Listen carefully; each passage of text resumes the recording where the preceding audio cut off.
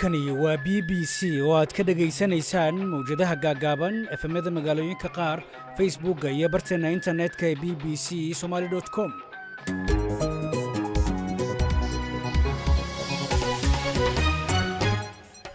kulanti wacan oo wanaagsan akhyaarta hawada inagala xiriirtahay meel kastoo aad inaga maqlaysaan waa duhurnimo Isniina 31 bisha May sanada 2021. arrimahan barnaamijka duhurnimo idinkugu heynana waxaa kamid ah Somaliland oo sahal Soomaaliya ay uga socoto doorashooyinka dawladaha hoose iyo kuwa golaha wakiilada. haweeney kamid ah dadkii maanta codeeyay ayaa dareenkeedana la wadaagtay. muddo badan aynu sugaynay in la furo oo ay dhacaan doorashooyinka Somaliland ee golayaal wakiilada iyo deegaanba. alxamdulillah maanta waan joognaa aniga cadcad ay haysa maanta waxaan u taaganahay inaan masiirkayga ka taliyo cidda muddada 5 sano ee soo socotay ugu matalaysa. militariga Soomaaliya waxa uu maalintii 6aad howlgal ka dhana ururka Al-Shabaab ka wada gobolka Shabeellaha Dhexe ee Soomaaliya. haddaba maxaa xilligan keenay in militarigu duulaan ku qaado deegaanada Al-Shabaab ay ka haystaan gobolkaasi?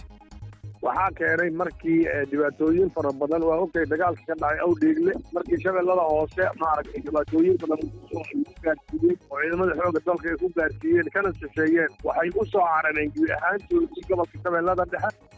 iyo dawladda Shiinaha oo ku dhawaaqday in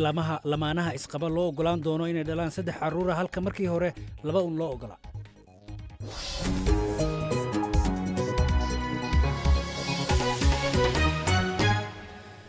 qodobadaas oo faahfaahsan waa inoo soo socdaan barnaamijka waxaa soo saaray Axmed Badr anigu Cabdi Ibraahim Magaga yarno la socodsiinaya balse marka hore waxaan ku bilaabaynaa wararka caalamka iyo Xasan Sheekh Umar. mahadsanid caga yare. lamaanayaasha dalka Shiinaha ayaa loo ogolaan doonaa inay dhalaan 3 carruur ah marka loo eego xaddiga hadda ka jira dalkaas ee ah in qoysku ay yeeshaan 2 carruur ah. tiro koob dhawaan la sameeyay ayaa muujinaya hoos u dhac weyn oo ku yimid tirada carruurta dhalanaysa.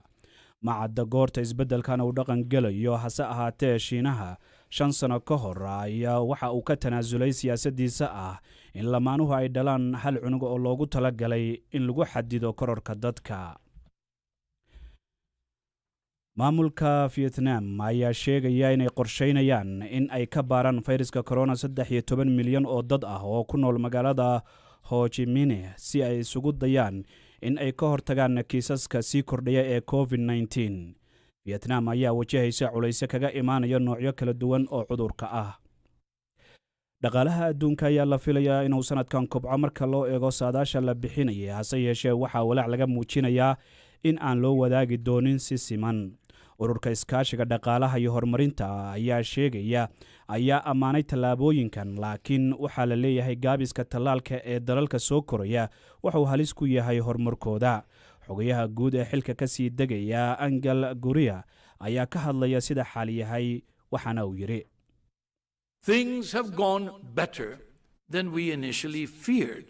xaaladdu way ka wanaagsan tahay sidii horey loo saadaaliyey. khasaaraha dhanka wax soo saarka waxaa ka hooseeya intii la filayay halka shaqala'aantana aysan u kordhin sidii la saadaalinayay sanad ka hor. sababta ugu weyn ayaa ah siyaasadaha dhaqaalaha ee ay dawladuhu qaateen. waxaa intaa dheer in dawladuhu ay si wanaagsan u taageereen shacabkooda dhaqaale ahaan liita si loo xakameeyo dhibaatada gaaraysa dadka aadka u nugul.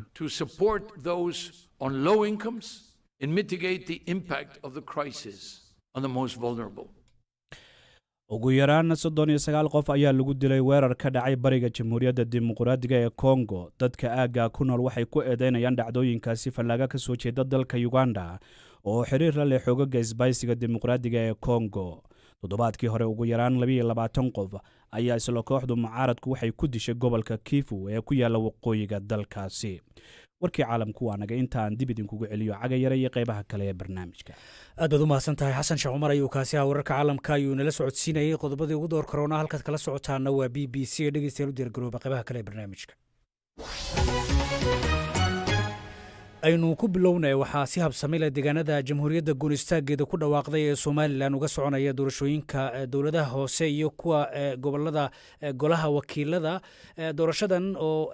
baaqatay 2 jeer ayaa waxa ay noqonaysaa midii 7aad ee Somaliland ka dhacda tan iyo markii ay ku dhawaaqday inay isaga gooday Soomaaliya inteeda kale 30 sanadood ka hor. markii ugu horeysayna waxaa tartamaya oo doorashada ka qayb qaadanaya xubno ka tirsan beelaha laga tirada badan yahay ee Somaliland. haddaba faafahinta warkan waxaa inoo haya oo haatan khadka taleefanka ee toos ugu jira magaalada Hargeysa waryahayaga Sadiiq Maxamed Burmad. Sadiiq, maalin wanaagsan inoo waran. cabdifataaxow doorashadu ilaa iyo imaka si habsami ah bay u socotaa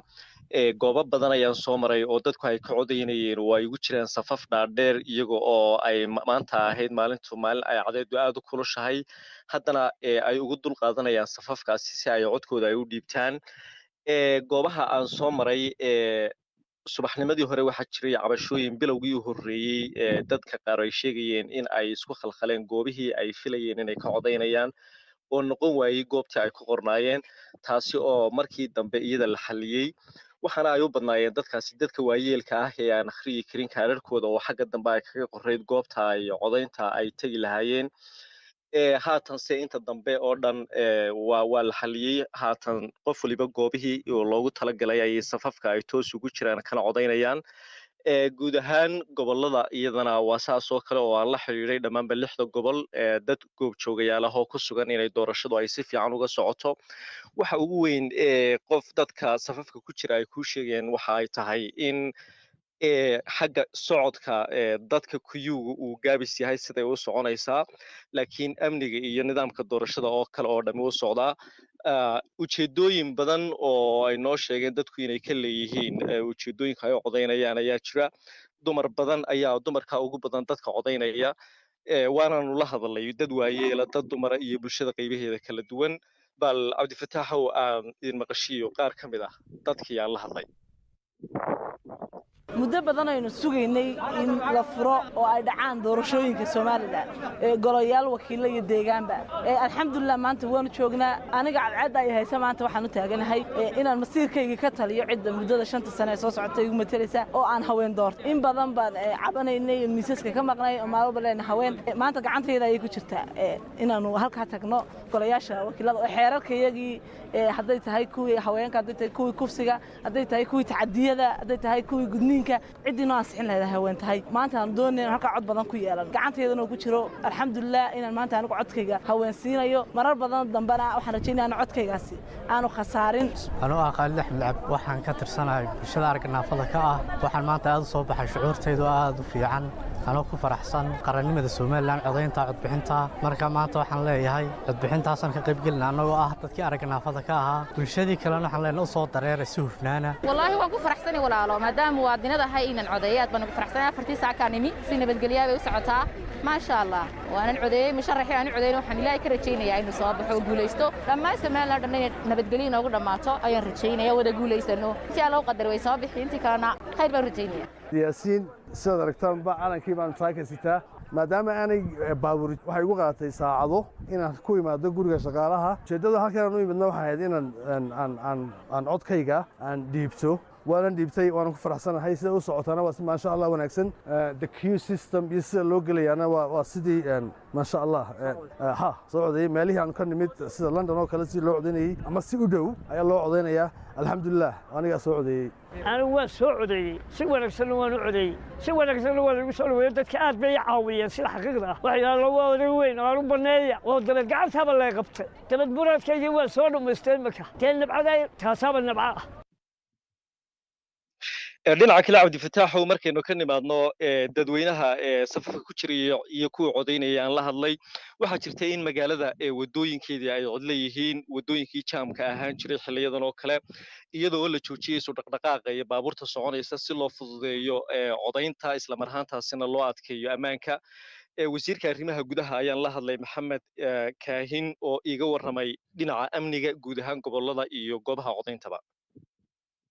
الحمد لله رب العالمين doorashadii maanta dhammaan goobihii iyo dhammaan gobolladii dalka reer Soomaaliland si fiican bay xilligeedii bay ka wada bilaabeen warbixintoosaan la leenahay gobollada iyo degmooyinka dhammaan 23 degmo doorasho iyo dhammaan gobolladii dalka si fiican bay uga bilaabantay nabadgelyo ku bilaabantay deganaansho ku bilaabantay aad iyo aad baa loo wanaagsan yahay xaaladooduna ilaa imika si fiican buu dhinaca amniga bal iyada xog naga sii ciidamo badan oo hawl geliseen oo ilaa xalay shaqeynayay baan arkay amniga sidaan horeba u sheegnay dawladda Soomaaliland xoog iyo laxaad bay saartay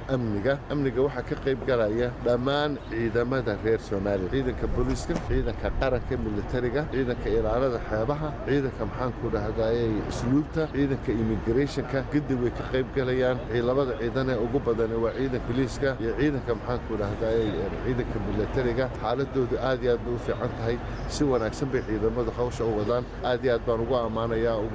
aanu hambalyeynaya goob waliba sideedii bay u shaqaynaysaa shaqaaluhu goobahoodii way wada tageen way wada nabad qabaan dadweynaha shacabka Soomaaliland waa ugu mahadnaqayaa ciidanka iyo dadka shaqaynaya si fiican buu soo dhaway kaas waxa uu ahaa maxamed kaahin wasiirka arrimaha gudaha ee Soomaaliland uu warmeeyay Sadiq Maxamed Burmad Sadiq intaadan ka bixin dabcan codbixintu haatan way socotaa ma soo ognahay xilliga goobaha codbixinta la xiri doono komishanka doorashooyinka cabdifitaax waxay sheegeen in ay soo gabagabaysmi doonto 6 fiidnimo lama soo ogeyna waqtigaasi ku dhamaan karto marka la eego doorashooyinkii hore oo qaarkood haddii ay ku dhamaan waayeen muddo kordhin saacado kooban loo sameyn jiray laakiin dib ayaynu ka ogaan doonaa santahay wariyahayaga Sadiq Maxamed Burmad ayuu kaasi ahaa toos khadka taleefanka ugu jira dabcan wixii ka soo koray idaacadaha iyaga dambe ayaad ku maqli doontaan barteen internetka ee bbcsomali.com markanse dhanka ee magaalada Muqdisho aynu tagno halkaas oo hogaamiyaasha mucaaradka ee Soomaaliya lagu wado in gelinka dambe maanta ay xafiiska ra'iisul wasaaraha Soomaaliya u gudbiyaan xubnaha muranka uu ka taagan yahay ee gudiyada doorashooyinka heer federaal iyo heer maamul goboleed si baaritaan loogu sameeyo cabashada ay wataan haddii ay dhacdana oo ay sax noqoto eedahaasna mucaaradka loo ogolaado in la bedelo xubnahaasi arrintan waxa ay qayb ka tahay heshiiskii khamiista ee magaalada Muqdisho ku kala sixdeen ra'iisul wasaaraha Soomaaliya Roble iyo madaxda maamul goboleedyada iyo gudoomiyaha gobolka Banaadir haddaba faahfaahintan dheer aan bal tagna magaalada Muqdisho haatan khadka taleefanka ee Luzi Life uga jira wariyahayaga Ibraahim Maxamed Aadan oo fasax dheer kadib soo laabtay Ibraahim bal inoo waran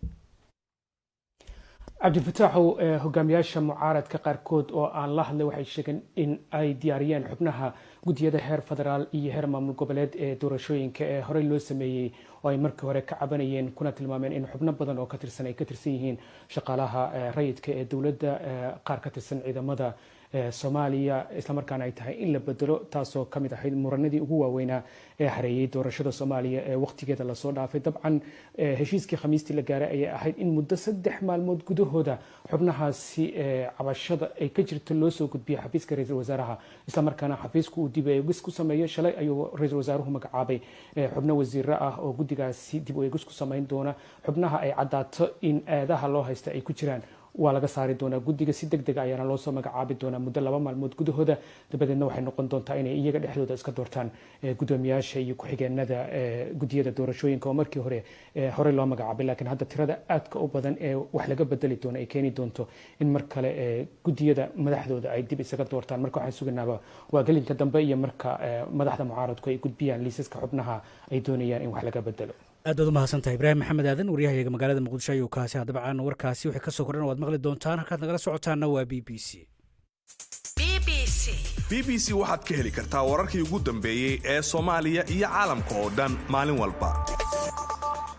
waa tahay markana militariga Soomaaliya ayaa maalintii 6aad howlgal ka dhana ururka Al-Shabaab waxay ka wadaan gobolka Shabeellaha Dhexe ee Soomaaliya iyagoo sheegay in muddadaas uu howlgal ku socday inay dileen 10 ka tirsan ururkaasi isla markaana ay qabsadeen dhowr iyo 10 tuulo oo markii hore ay gacanta ku hayeen kooxaha dawladda ka soo horjeeda dagaalka waxaa hogaaminaya taliyaha ciidamada xoogga dalka ee Soomaaliya General Odawa Yusuf Raage dhanka kalena dawladda Soomaaliya waxa ay rumaysan tahay in dagaalyahanadii Al-Shabaab laga saaray inta badan gobolka Shabeellaha Hoose ay u wareegeen dhanka gobolka Shabeellaha Dhexe arrintaas oo kordhisay weerarada ay fulinayeen haddaba faahfaahinta warkaasi waxaanu weydiinay afayeenka militariga Soomaaliya Cornel Ali Xaashi oo khadka taleefanka ugu warramay wariyahayaga Ibraahim Maxamed Aadan oo marka hore weydiiyey halka uu marayo howlgalkaasi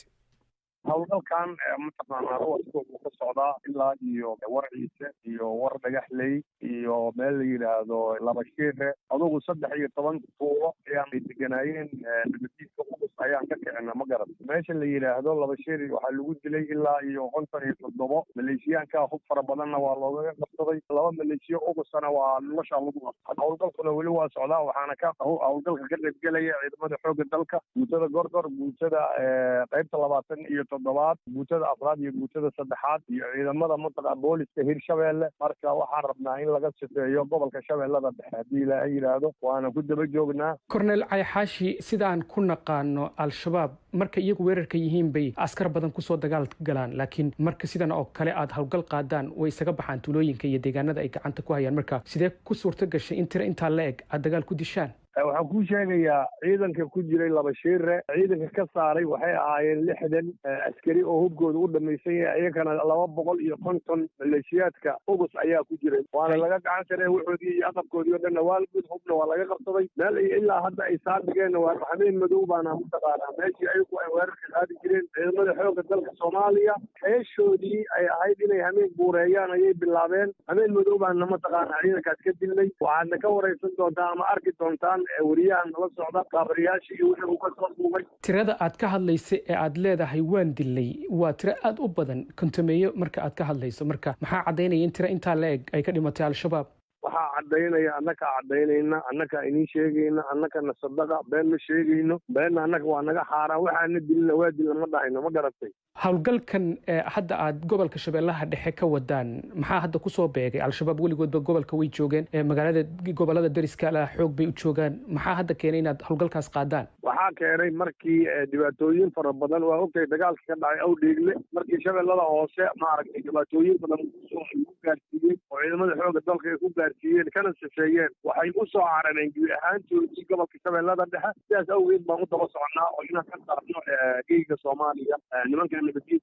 amisom idinlama socon howlgalkan waayadan dambena waxaan arkaynaa in ciidanka militarigu uu keligii howlgelayay marka ma waxaad gaarteen isku filnaanshaha inaad al-shabaab deegaanada ay joogaan aad weerari kartaan oo aad hayn kartaan marka aad qabsataan? aad iyo aad amisom xiriir loogu talagalay iyo aagii loogu talagalay ku jiraan laakiin weerarka iyo shabaab dhulka ay ku jiraan ciidamada xoogga dalka Soomaaliya yaqaana sidaas awgeed ayaan mataqaanaa anaku u baacsanaynaa annakana waddanka iskale nimankaas waxa waaye amisom oo walaalaha nahay waxa waaye waa xoojin marka waxa waaye ciidanka xoogga dalka waa isbaalada baxaysa waxa waaye inuu gobol ahaan la wareegi doono mataqaanaa waddanka dalka Soomaaliya. ugu dambeyntii korneel xaashiyow waxaan arkaynay sawiro taliyaha militariga Soomaaliya jenaraal Odawa iyo saraakiil militariga ka tirsanaa oo markii hore intay Muqdisho yimaadeen howlgalkii mucaaradka ka qayb galay oo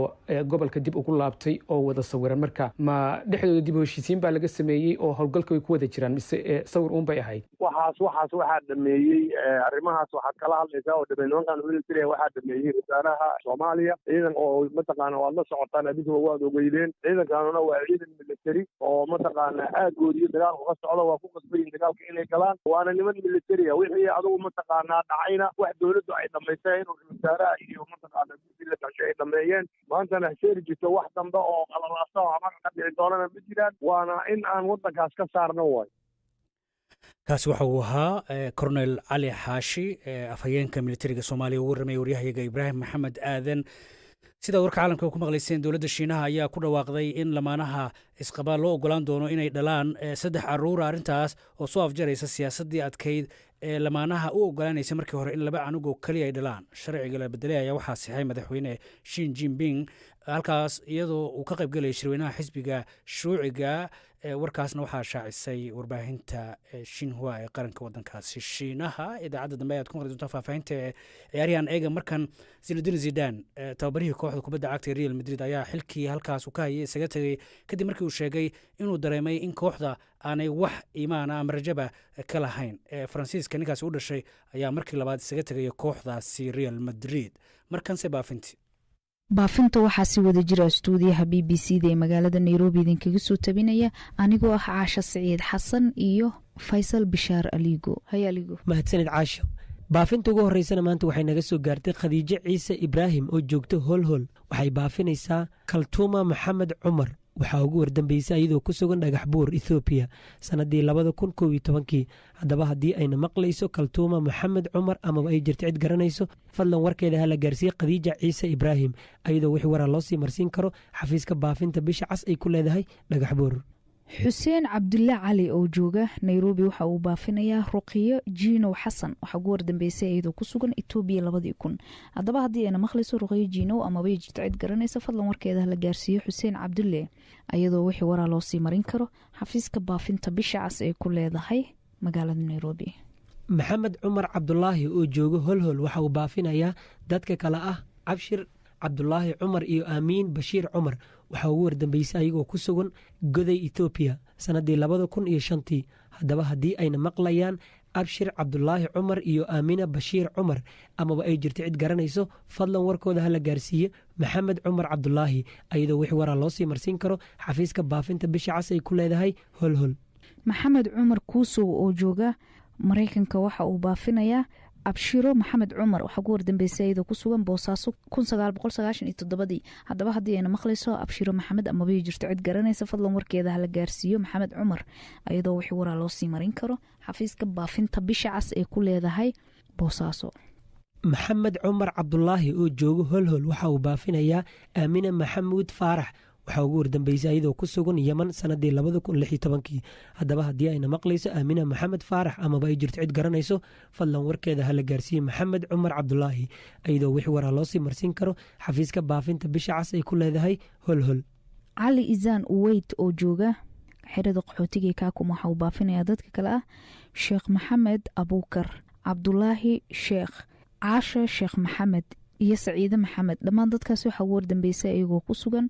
burco 1992 haddaba haddii ayna maqlayaan amabay jirto cid garanaysa fadlan warkooda hala gaarsiiyo cali isaan iyadoo wixii waraa loo sii marin karo xafiiska baafinta bisha cas ee ku leedahay xerada qaxootiga ee kaakuma. khadiija cabdi nuur oo joogta holhol waxay baafinaysaa dadka kale ah fawsiya axmed muuse iyo ridwaan cabdiraxmaan hudhey waxaa ugu wardambeysay ayagoo ku sugan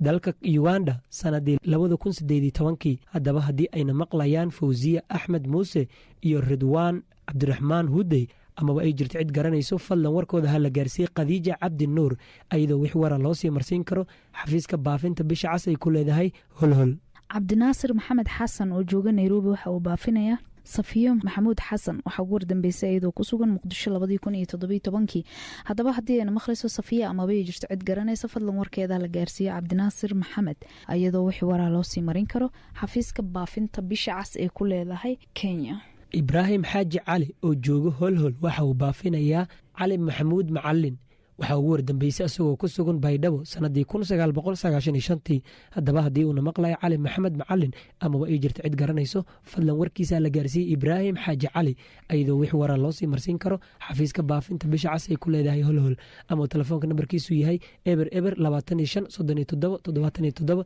63 650. cabdulaahi axmed xuseen oo jooga xerada qaxootiga ee dhadhaab waxa uu baafinayaa boosteeye axmed xuseen waxaa ugu wardambeysay iyadoo ku sugan maraykanka 2008 haddaba haddii ayna maqlayso boosteeye axmed amabay jirto cid garanaysa fadlan warkeeda la gaarsiiyo cabdulaahi axmed iyadoo wixii waraa loo sii marin karo xafiiska baafinta bisha cas ee ku leedahay xerada qaxootiga ee dhadhaab. saacado saadiq dagaal oo joogta holhol waxay baafinaysaa dadka kale ah nimco sugaale faarax iyo cabdinuur sugaale faarax waxaa ugu wardambeysay ayagoo ku sugan ethoobiya sannaddii 2000 haddaba haddii ayna maqlayaan nimco sugule faarax iyo cabdinuur sugule faarax amaba ay jirto cid garanayso fadlan warkooda hala gaarsiiyey sacaade saadiq dagaal iyadoo wixii waraa loo sii marsiin karo xafiiska baafinta bisha cas ay ku leedahay holhol. zaynab cabdi diiriye oo joogto xerada qaxootiga ee dhadhaab waxay baafinaysaa dadka kale ah shucayb cabdi xasan iraaq cabdi xasan maslax cabdi xasan nasteex cabdi xasan cabdiraxmaan cabdi xasan maxamed cabdi xasan iyo jaamac cabdi xasan dhammaan dadkaas waxaa ugu wardambeysay ayagoo ku sugan etoobiya 2019 haddaba haddii ayna maqlayaan amabay jirto cid garanaysa fadlan warkooda hala gaarsiiyo zaynab cabdi diiriye iyadoo wixii waraa loo sii marin karo xafiiska baafinta bisha cas ee ku leedahay xerada qaxootiga ee dhadhaab. gini moxamed cabdi oo jooga holhol waxa uu baafinayaa cali maxamed macalin waxaa ugu wardambeysay isagoo ku sugan soomaaliya sannaddii 1995 haddaba haddii uuna maqlayo cali maxamed macalin amaba ay jirto cid garanayso fadlan warkiisa la gaarsiiyey gini maxamed cabdi iyadoo wix waraa loo sii marsiin karo xafiiska baafinta bisha cas ay ku leedahay holhol. fiican cali cumar oo joogto xerada qaxootiga ee dhadhaab waxay baafinaysaa nadiifo cali cumar waxaa ugu wardambeysay iyadoo ku sugan yeman haddaba haddii ayna maqlayso nadiifo cali amaba ay jirto cid garanaysa fadlan warkeeda hala gaarsiiyo fiican cali iyadoo wixii waraa loo sii marin karo xafiiska baafinta bisha cas ay ku leedahay xerada qaxootiga ee dhadhaab. xuseen cabdulle jimcaale oo jooga dhagaxley waxa uu baafinayaa dadka kale ah filsan ismaaciil xasan hindi zaar xuseen cabdulle sharmaake xuseen cabdulle waxaa ugu wardambeysay ayagoo ku sugan yeman sanadii 2014 haddaba haddii ayna maqlayaan filsan ismaaciil xasan hindi zaar xuseen cabdulle sharmaake xuseen cabdulle amaba ay jirto cid garanayso fadlan warkooda ha la gaarsiiyo xuseen cabdulle jimcaale iyadoo wixii waraa loo sii marsiin karo xafiiska baafinta bisha cas ay ku leedahay dhagaxley. bishaaro ibraahim oo joogto xerada qaxootiga ee dhadhaab waxay baafinaysaa mukhtaar maxamed waxaa ugu wardambeysay iyadoo ku sugan muqdisho 2006 haddaba haddii uuna maqlaya mukhtaar maxamed amaba ay jirto cid garanaysa fadlan warkiisa la gaarsiiyo bishaaro ibraahim iyadoo wixii waraa loo sii marin karo xafiiska baafinta bisha cas ay ku leedahay xerada qaxootiga ee dhadhaab. cabdiwahaab maxamed fuundi oo jooga kenya waxa uu baafinayaa cabdiraxmaan cabdiwahaab maxamed waxaa ugu wardambeysay isagoo ku sugan sacuudi carabiya sanadii 1994 haddaba haddii uuna maqlayo cabdiraxmaan cabdiwahaab maxamed amaba ay jirto cid garanayso fadlan warkiisa la gaarsiiyey cabdiwahaab maxamed fuundi iyadoo wix waraa loo sii marsiin karo xafiiska baafinta bisha cas ay ku leedahay xagar dheer. faadumo ismaaciil oo joogto xerada qaxootiga ee kaakuma waxay baafinaysaa cali nuur xandulle waxaa ugu wardambeysay isagoo ku sugan etoobiya 2016 haddaba haddii uuna maqlaya cali nuur xandulle amaba ay jirto cid garanayso fadlan warkiisa hala gaarsiiyo faadumo ismaaciil iyadoo wixii waraa loo sii marin karo xafiiska baafinta bisha cas ay ku leedahay xerada qaxootiga ee dhadhaab. caayisho faarax maxamed oo joogta kaakuma waxay baafinaysaa faadumo faarax maxamed waxaa ugu wardambeysay iyadoo ku sugan soomaaliya sanadii 2013 haddaba haddii ayna maqlayso faadumo faarax maxamed amaba ay jirto cid garanayso fadlan warkeeda ha la gaarsiiye caayisho faarax maxamed iyadoo wix waraa loo sii marsiin karo xafiiska baafinta bisha cas ay ku leedahay kaakuma. farduuso cabdi aar oo joogto xerada qaxootiga ee kaakuma waxay baafinaysaa cabdi cabdulaahi saahid waxaa ugu wardambeysay isagoo ku sugan etoobiya 2009 haddaba haddii uuna maqlaya cabdi cabdulaahi amaba ay jirto cid garanaysa fadlan warkiisa hala gaarsiiyo farduuso cabdi iyadoo wix waraa loo sii marin karo xafiiska baafinta bisha cas ee ku leedahay xerada qaxootiga ee kaakuma. xasan daahir cabdiqaadir oo jooga kenya waxa uu baafinayaa xaaji duubey sheegow waxaa ugu wardambeysay isagoo ku sugan kenya sanadii 1992 haddaba haddii uuna maqlaya xaaji duubey sheegow amaba ay jirto cid garanayso fadlan warkiisa la gaarsiiyey xasan daahir iyadoo wixii waraa loo sii marsiin karo xafiiska baafinta bisha cas ay ku leedahay xagar dheer.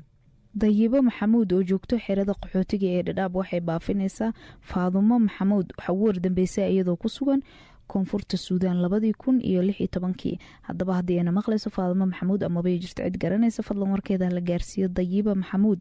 iyadoo wixii waraa loo sii marin karo xafiiska baafinta bisha cas ee ku leedahay xerada qaxootiga ee dhadhaab. xaliimo manuur maxamed oo joogta kenya waxay baafinaysaa maxamed cabdi nuur shaabow waxaa ugu wardambeysay isagoo ku sugan muqdisho sanadii 2017 haddaba haddii uuna maqlayo maxamed cabdinuur shaabow amaba ay jirto cid garanayso fadlan warkiisa la gaarsiiyey xaliimo manuur maxamed iyadoo wix waraa loo sii marsiin karo xafiiska baafinta bisha cas ay ku leedahay xagar dheer. ismahaan xasan axmed oo joogto xerada qaxootiga ee kaakuma waxay baafinaysaa faarax cabdi waxaa ugu wardambeysay isagoo ku sugan south suudan 2014 haddaba haddii uuna maqlaya faarax cabdi amaba ay jirto cid garanaysa fadlan warkiisa la gaarsiiyo ismahaan xasan iyadoo wixii waraa loo sii marin karo xafiiska baafinta bisha cas ay ku leedahay xerada qaxootiga ee kaakuma. nuuro maxamed jirde oo joogta kenya waxay baafinaysaa maaday maxamed jirde waxaa ugu wardambeysay isagoo ku sugan kenya sanadii 2015 haddaba haddii uuna maqlay maaday maxamed jirde amaba ay jirto cid garanayso fadlan warkiisa la gaarsiiyo nuuro maxamed jirde iyadoo wix waraa loo sii marsiin karo xafiiska baafinta bisha cas ay ku leedahay xagar dheer. daahiyo kiin boob oo joogto xerada qaxootiga ee dhadhaab waxay baafinaysaa xasan maxamed xuseen iyo sundus cabdiraxmaan waxaa ugu wardambeysay iyagoo ku sugan kismaayo 2014 haddaba haddii ayna maqlayaan amaba ay jirto cid garanaysa fadlan warkooda hala gaarsiiyo daahiyo kiin iyadoo wixii waraa loo sii marin karo xafiiska baafinta bisha cas ee ku leedahay xerada qaxootiga ee dhadhaab. maxamed cabdi dhuux oo jooga ifo waxa uu baafinayaa dadka kale ah saynab axmed xuseen cabaas maxamed cabdi falis maxamed cabdi cabdirisaaq maxamed cabdi fardowse maxamed cabdi ubax maxamed cabdi fartuun maxamed cabdi waxaa ugu wardambeysay ayagoo ku sugan soomaaliya sannaddii 2011 haddaba haddii ayna maqlayaan amaba ay jirto cid garanayso fadlan warkooda ha la gaarsiiye maxamed cabdi dhuux ayadoo wixii waraa loo sii marsiin karo xafiiska baafinta bisha cas ay ku leedahay ifo farduuso maxamed cabdi oo joogto xerada qaxootiga ee kaakuma waxay baafinaysaa xamse maxamed waxaa ugu wardambeysay isagoo ku sugan hargeysa 1991 haddaba haddii uuna maqlaya xamse maxamed amabay jirto cid garanaysa fadlan warkiisa la gaarsiiyo farduuso maxamed cabdi ayadoo wixii waraa loo sii marin karo xafiiska baafinta bisha cas ay ku leedahay xerada qaxootiga ee kaakuma